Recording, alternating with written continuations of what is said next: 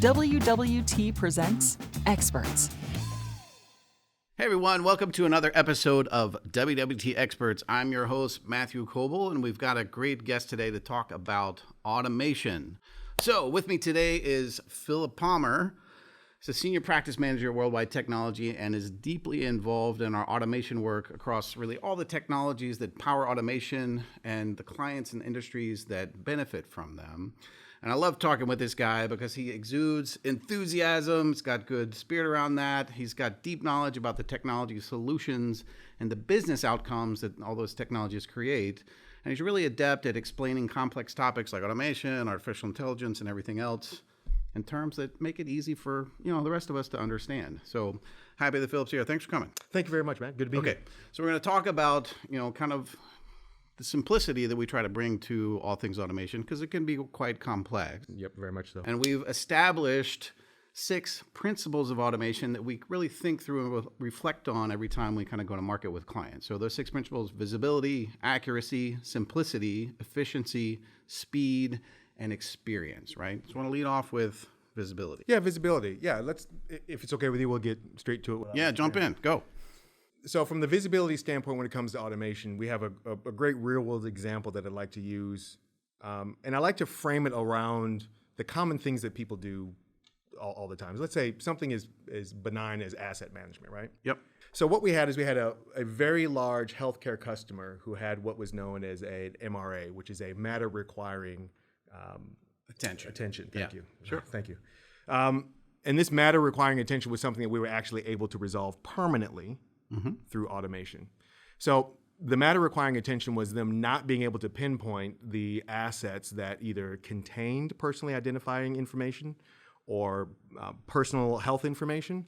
Either they contained them or things that were being passed through them. So it was a huge risk for that particular organization. That protected health information and that protected that personal identifying information, especially if you're in healthcare, huge. Yeah, right? You can't let that go awry, especially from a security standpoint.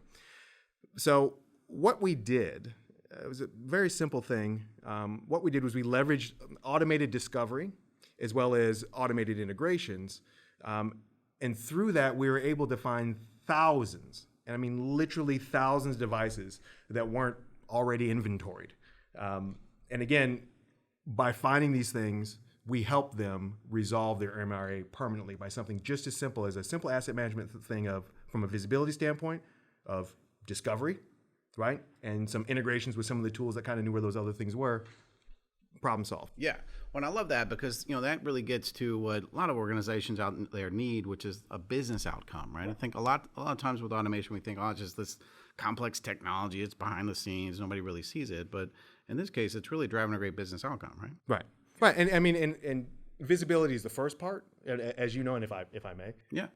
The next principle that we like to talk about on WWT.com is around accuracy. Right. So it's one thing to know where your things are, which is, again, table stakes. It's table stakes for automation. If you don't know what you have, how in the heck are you going to automate it, right? But the accuracy is another way that automation can be used. I don't think too many people think about, and I'll give another example. Let's talk about third parties. A lot of people are outsourcing things. So we had a prime contractor for a federal agency that was responsible for managing the assets of a major federal agency. Yep. Now, unlike the first example of the person identifying information, this third-party agency, they had really good visibility. When it came to software asset management or software licenses, so they knew what they were supposed to have. They kind of had an idea of what was supposed to be out there. The problem is their accuracy on the counts of what was actually being used versus what was actually just kind of sitting around was incredibly poor. So what they found was either they were short on licenses, which introduced risk, right, greater risk because the right people in that federal agency couldn't get what they need, or they were over on licenses, which of course increased waste and overspending. So very similar to the hardware side of things and the software side of things, we help them with automated software asset management and also, on top of that, automating the renewal flows from that. So just to kind of give you an example, the outcome of that was we helped them correctly identify the utilization of each software asset so that their renewals were also accurate, which helped them save money and also reduce risk. Easy example here. For 5 years, this agency knew accuracy that they had 120 Visio licenses that they were paying for every year. They knew that part about the visibility, but their accuracy wasn't there. They only had 10 installed. So why are they paying for so much? Right, exactly right. Yeah. So they're overpaying. I mean, we can, on another talk, we can go deep dive into like the different servers and the virtual servers that they had, and when it came to true up time. Distributed, all the who 100%. Had it, who still worked there, right? All Again, those things, right? Not necessarily exciting. No. But it's table important stakes. To the business. It's table stakes. You've got a data center filled with hardware and software and stuff, and it's a very simple, easy place to start that will help you accelerate all the automation things that you want to do by just doing some of the table stakes. Yeah. All right. So we talked about visibility. We talked about accuracy. Another of the principles I love is this idea of simplicity, which can a little bit feel counterintuitive, right? Because you think, well, automation, it's complex, there's lots of technologies, but really we do like to get to that level of simplicity. But why is that important? And what are people kind of thinking and feeling when they have that moment of realizing that, like, wow, I've really derived some simplicity from my infrastructure? That's a very good question. The connection that we have between, like, for instance, the next principles we're going to talk about here in just a second, foreshadowing, is efficiency and speed. Yeah. You can't be efficient or go faster if things are overly complex. So again, real world example, us here at WWT, for example, we had a very, very overly complex storage provisioning process. If you weren't an expert in the storage areas, it was very difficult for you to provision something, which there's a lot of hoops that you had to jump through, which meant that it took a very, very long time to get it done. So what we did internally from an automation standpoint is we abstracted away the complexity around the old school, really super long PDF forms, and you got to fill out this form with all these particular information, and you got to send it to this person, and that person sends it back the other thing. We abstracted all that away. We created a simple catalog item where people could kind of go in and just select the things that they needed, and it simplified server provisioning to the point where even the people that needed to get the new servers created, they didn't have to go through a myriad of multiple technical teams. They could just go into the catalog, they could put in the things that they needed. It was very, very simple, very easy. We restricted them to the t-shirt size that they needed. And in the background, using, in our case, it was Ansible and ServiceNow. In the background, you click on a button, and then it just runs all the things, and the next thing you know, it's just there. Well, I love the simplicity that's on both sides, right? It's on the side of the IT teams that are orchestrating those underlying technologies, right? But then also on the side of this person who needs it and getting access to it and doing that much more efficiently, more effectively. So both sides find that simplicity, and then they sort of get back to the daily activities they want to be doing, and not sort of running through that rigmarole of processes, right? Exactly right. And when it comes to the next two principles of efficiency and speed, it's very easy to see how we can use the two examples that we've already used. Sure. The three examples that we've already used. So the asset management part around the hardware stuff, right?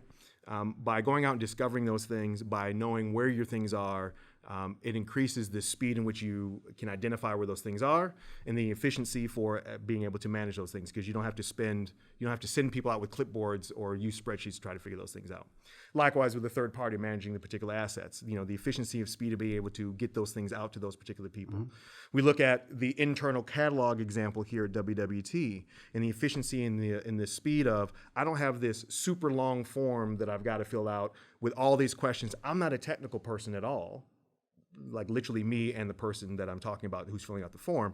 I'm not a deeply technical person, so I can't answer all these questions, and this is going to take forever. Why does it take 3 weeks to get what it is that I need so I can develop some new stuff?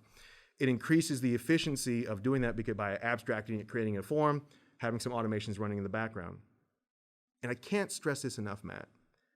The business outcome should always be the reason for automation. What's the outcome that we're looking for? What are the workflows, the things that we need to get there? And if we're using some of the WWT themes of accuracy, right, of speed, of efficiency, and we're going to be getting to the experience here in just a moment, keeping it within that particular context kind of helps you step through the things that you should be thinking about. And to me, it should always start with accuracy. Well, do you know what you have? Do you know what it looks like? Right? And then from there, it's like, okay, now that you know what you have, and now that you know what it looks like, are there ways for us to ensure that the outcome that we have is accurate, it is what we need, and then we get into the efficiency and those other things. Yeah. Well, I do want to lean in on speed a little bit, right? Because I feel like that a lot of people really want to focus on that and see that as like, oh, it's good a business outcome because it went fast.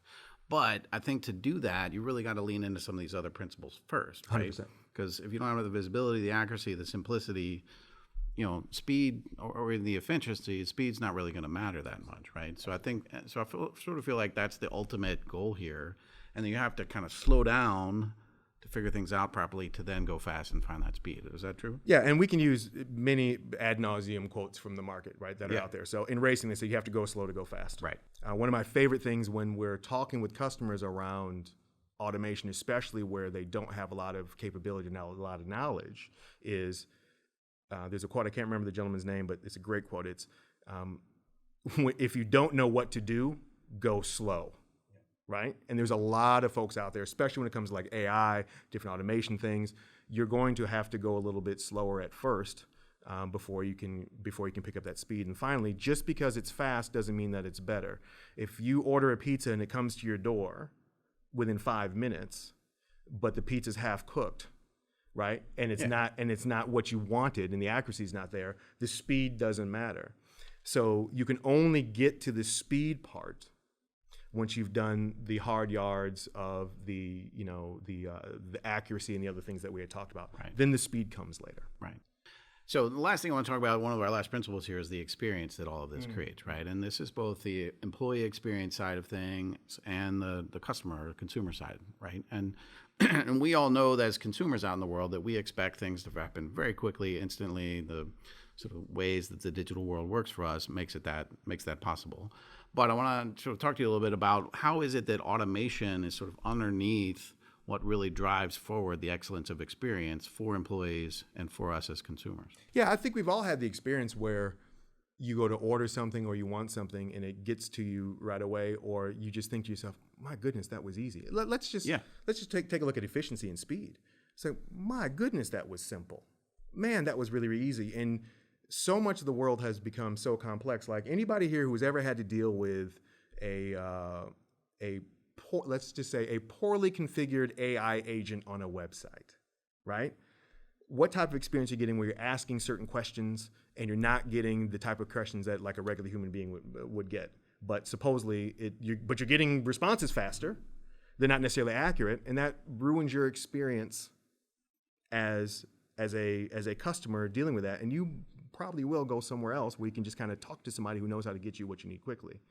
Likewise, internally, when it comes to certain things, just basic things like if I'm raising a PTO request, or if I'm a developer and I've got this really great idea and I just need to create an environment very, very quickly, right? What type of experience do I have when I'm going to do that? I'm not in control of creating that infrastructure, but I know that I have a need, or again, a business outcome that I want for that.